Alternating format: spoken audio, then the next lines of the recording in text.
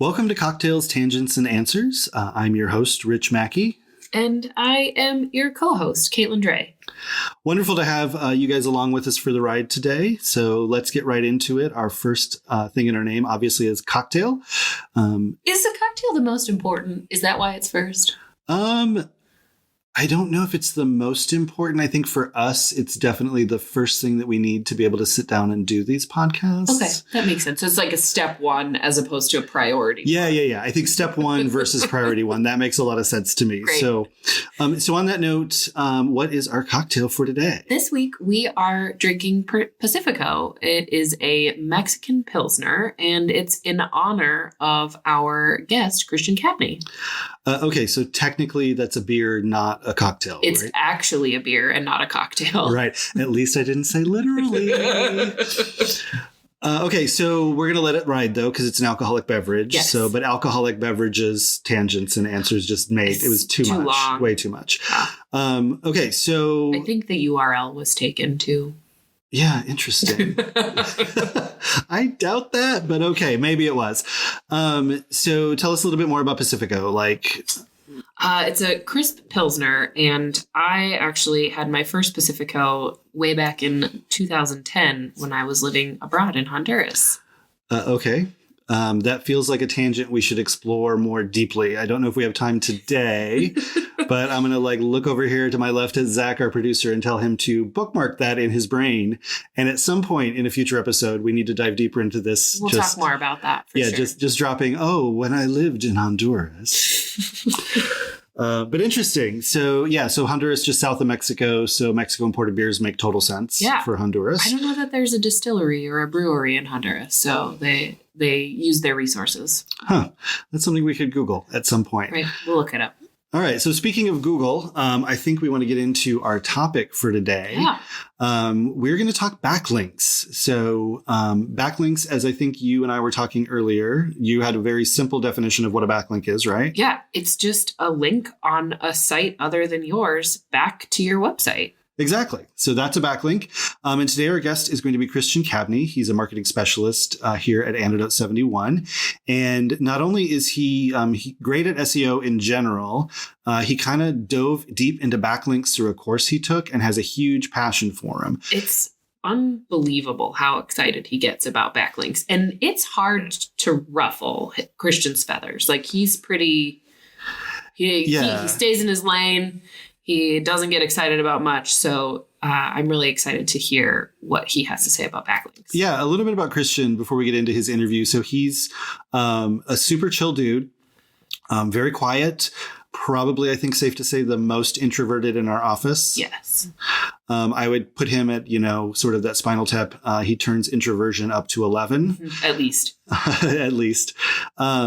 But when you get him talking about something he enjoys talking about, or you get to know him, obviously his first couple of days on the job, he was very, very quiet. He's getting a little bit more chatty kind of these days. And he's got a couple of friends who work in the office with him. But when you get him talking about a subject like backlinks, and you'll notice you just can't get him to shut up. There's so much going on with it, and he's got so much passion for it. And he starts to dive deep. So backlinks are one of the places where if you're looking at sort of a T skill set where the top of the T are things you sort of know about, like Honduran beers or beers to drink in Honduras. And the depth of the T are places where you really know a ton about. Backlinks are definitely one of his T things. And so in this episode, we'll talk to him about not only just backlinks, but his special kind of backlink called a 404 backlink, or a broken backlink. Yeah. I'm just, like I said, really excited to hear Christian's expertise on this. Get to hear a little bit more about his deep dive passion. Yeah. And not a lot of tangents with Christian. I don't know as though there'll be a whole lot of tangents in this interview because he's not really a tangent kind of guy. Could be because he doesn't like to say much ever. And so he stuck to his notes, which hopefully is really helpful. Yeah. And his notes are fantastic. I've seen them. We've seen this put into practice for clients and the way he does things. So hopefully you'll grab a few tips out of this. We'll end the episode with a quick tip. So something that you could implement today on your own without an agency, without having to go to anybody or anyone with any deeper expertise than just hearing the information in the quick tip. But along the way, the tips that Christian gives as well, definitely take notes and keep those down. And if you need help, obviously, a marketing agency and SEO specialist can help with those, whether they're in-house or out of house. So with that, I think, unless you've got anything else going on over there, Catelin? Nothing related. So I think it's safe to turn it over to Christian. All right. So we'll save tangents for a later day, and we'll turn it over to our interview with Christian Cabney, marketing specialist at Antidote 71, talking backlinks.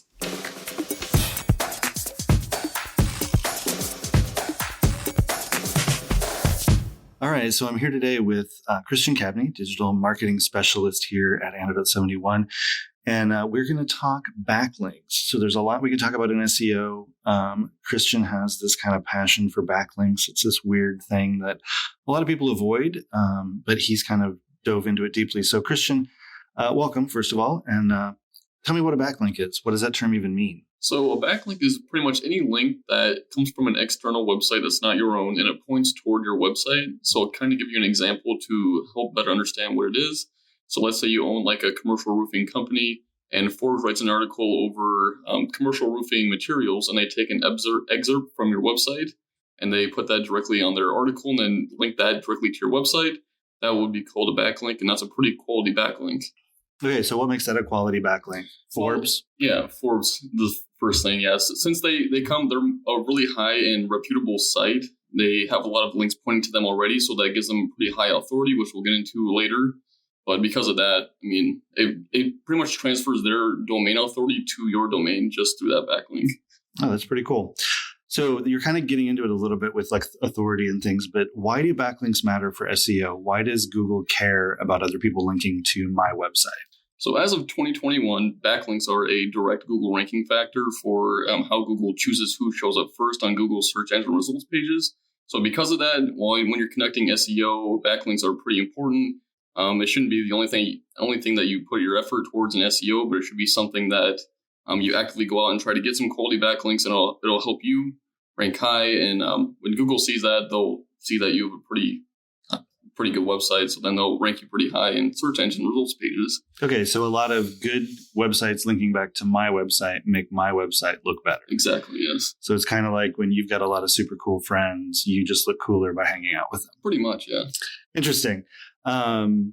So are backlinks hard to do? Like, it sounds like it's probably not the easiest thing in the world to get, Forbes to link back to you or some random other site that's got good quality to link back.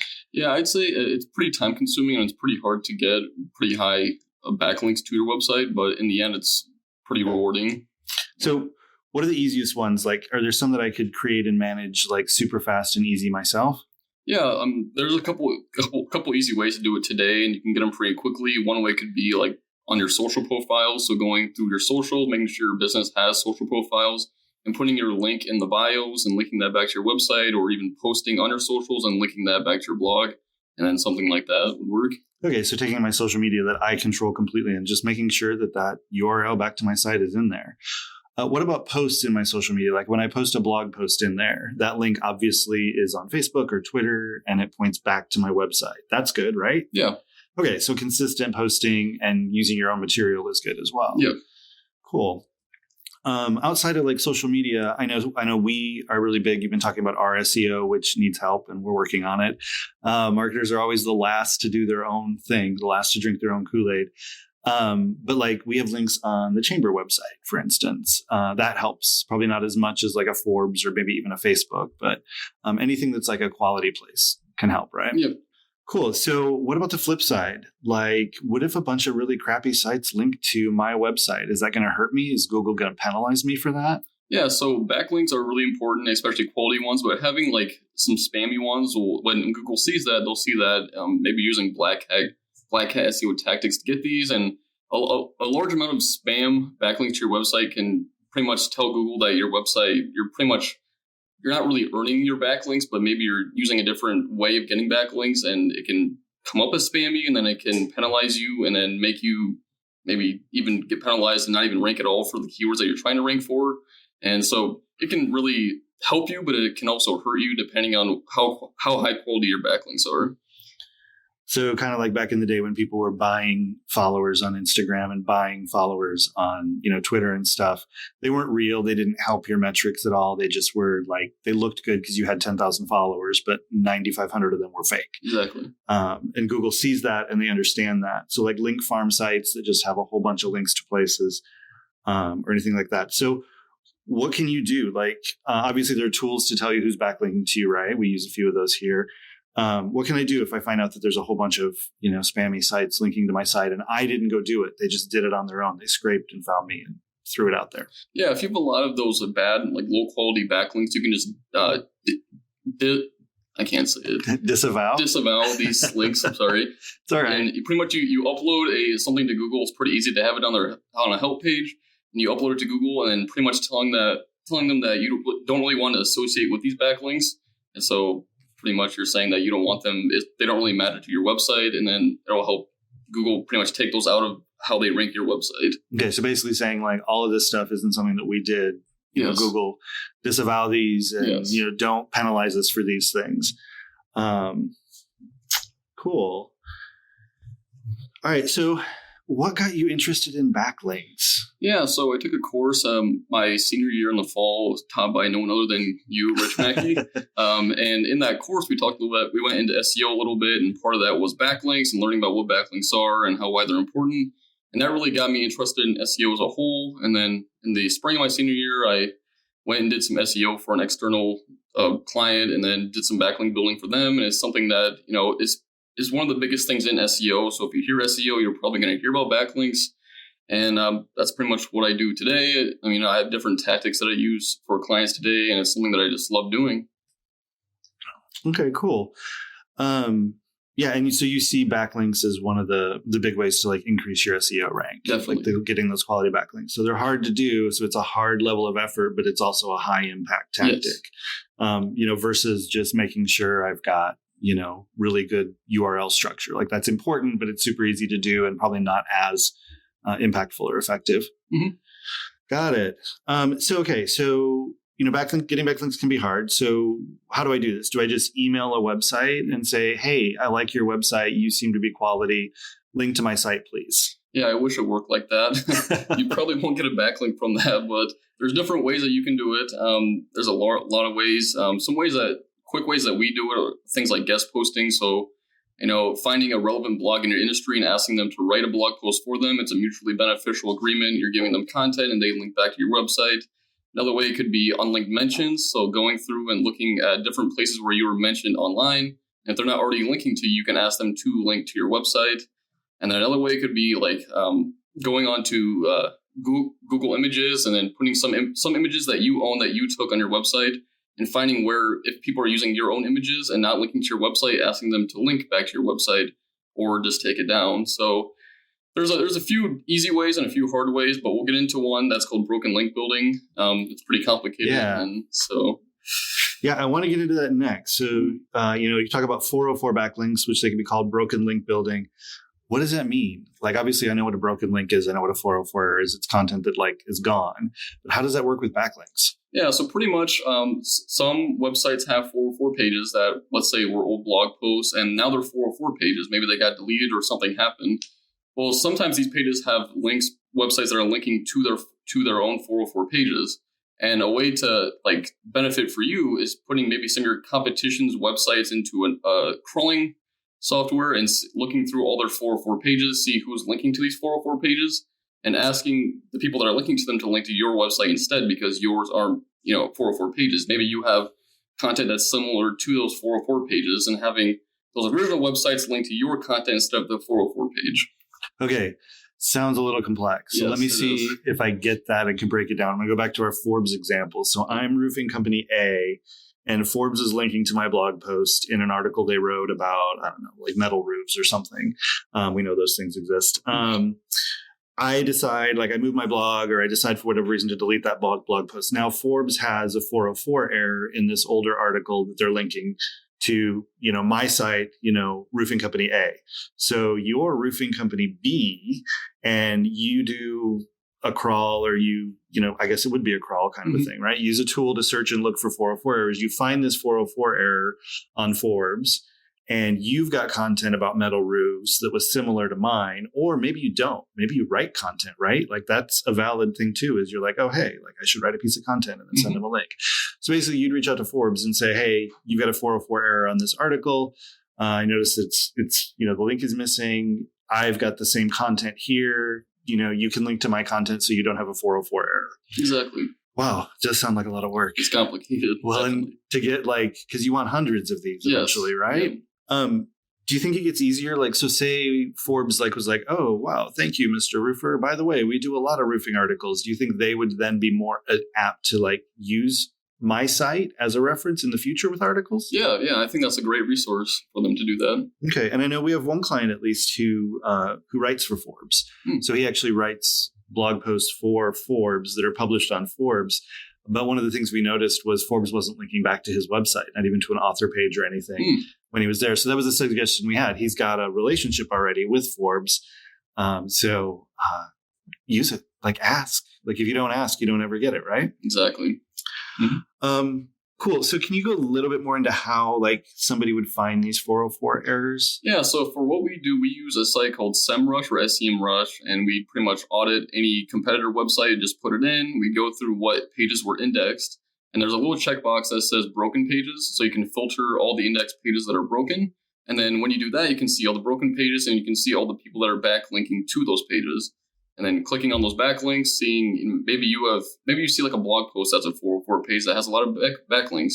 Maybe you have a blog post that's similar to that, and you can ask these people that are backlinking to that blog post to link to yours instead. So pretty simple, but it's complicated in terms. Okay, so software helps. Yes, definitely. All right, great. Or just hire a great agency and they'll go do it for you. Yes. Cool. So does it actually work? Can you see some really good traffic to your site, or have you seen this? I know you did it with an internship that you had. I know we've been doing it a little bit for clients as we kind of get rolling with it. Does it work? Definitely, yeah. I believe it works. It takes time, just like anything else you do with SEO, but just doing it repeatedly over and over again and just finding these high quality sites that you could potentially target will pretty much help you in the end.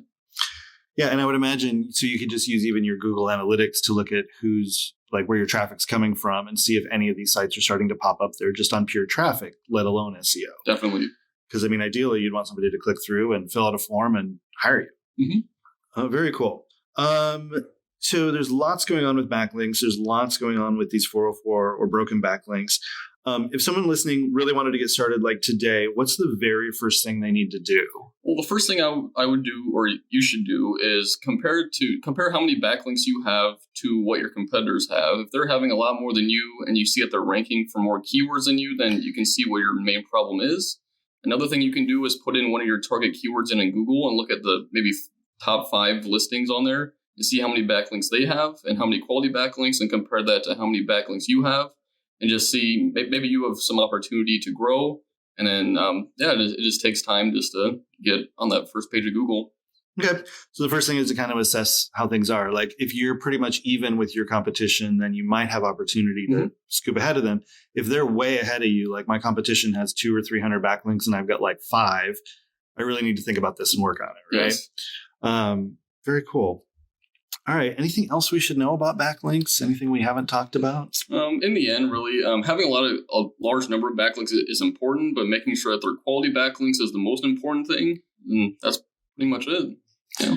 All right, cool. So so it sounds to me assess the situation, figure out what's going on. And then if you want to get into these backlinks, the easiest way would probably be to find partnerships you already have or control you already have. It could be a chamber, it could be your clients, it could be a membership that you're in or a national, society, that type of thing. Or, go out and forge partnerships, identify sites like Forbes has been mentioned a few times. They don't pay anything. We don't endorse them necessarily, but it's just a good one that's out there. They have a lot of content that comes back and they use a lot of third parties. Huffington Post would be another one that was very similar.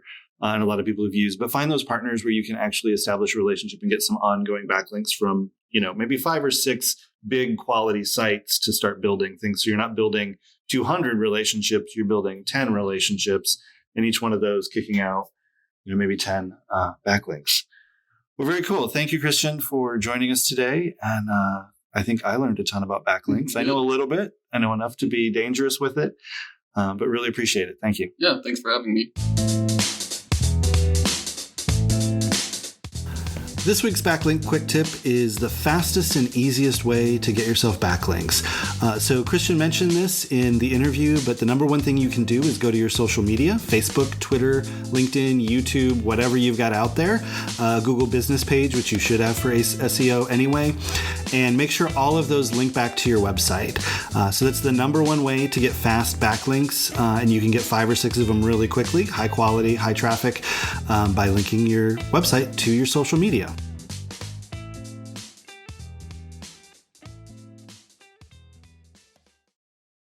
That's it for another episode of Cocktails, Tangents, and Answers. We hope you enjoyed listening. We enjoyed recording and this week's cocktail. You can find me on Twitter or Instagram at Rich Mackey. I try not to make it too difficult. It's just my name. And you can find our agency at Antidote_71. That's ANTIDOTE_71 on Twitter and Instagram as well. And you can find me at home sipping a craft cocktail prepared by my in-home bartender.